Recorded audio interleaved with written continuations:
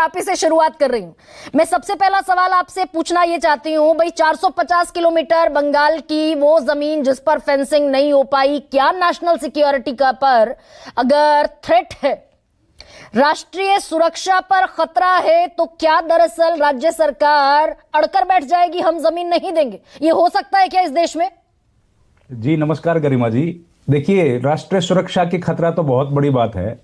भारत का जो संविधान है वो ये कहता है कि अगर कॉन्स्टिट्यूशनल ब्रेकडाउन भी है, अगर लॉ एंड ऑर्डर की सिचुएशन भी खराब है प्रदेश में, तो भी केंद्र सरकार इंटरवीन कर सकती है आवाज और बढ़ाइए रविंद्र। गवर्नर की रिपोर्ट पर राष्ट्रपति शासन लागू हो जाएगा। अगर नेशनल सिक्योरिटी को खतरा है और प्रदेश की सरकार जो है वो उसमें सपोर्ट नहीं कर रही, 1 मिनट में सरकार चली जाएगी और वहां पर केंद्र सरकार अपने हिसाब से राष्ट्रपति शासन लगा सकती है।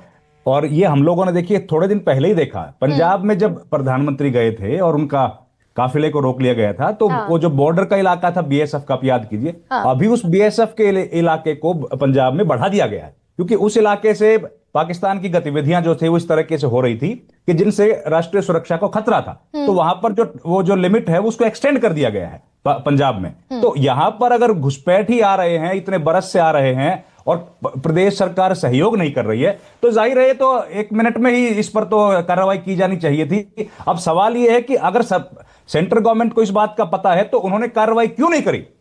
इसका क्या कारण है? अभी तक तो कार्रवाई हो जानी चाहिए थी।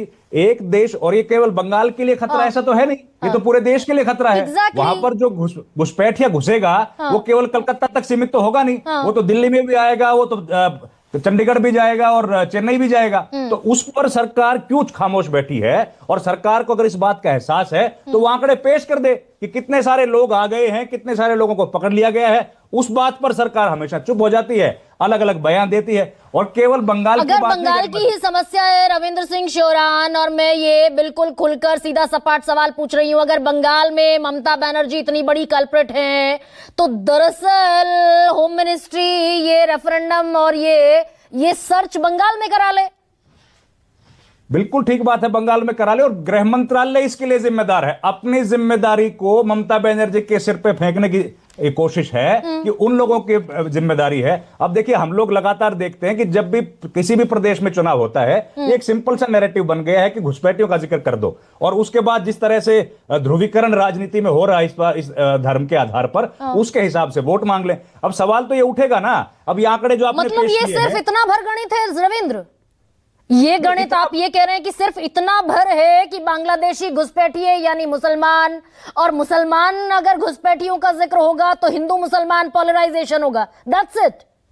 देखिए, बीजेपी का तो अब इस वक्त जो है, या इलेक्शंस में तो खास तौर पर हम लोग यही देखते हैं कि उनका पूरा फोकस किसी तरीके से ध्रुवीकरण पर है। चाहे वो दिल्ली में हम लोगों ने इलेक्शन देखा, चाहे वो यूपी में, बिहार में, कहीं पर भी हो, झारखंड में भी कोशिश करी गई कि किसी तरीके से ध्रुवीकरण हो, और जो मुख्य मुद्दे हैं जहां पर सरकार का फेलियर है उन मुद्दों पर चर्चा ना की जाए। अच्छा, और ध्रुवीकरण है दरअसल, ध्रुवीकरण है। एक सेकंड, शीतल सिंह,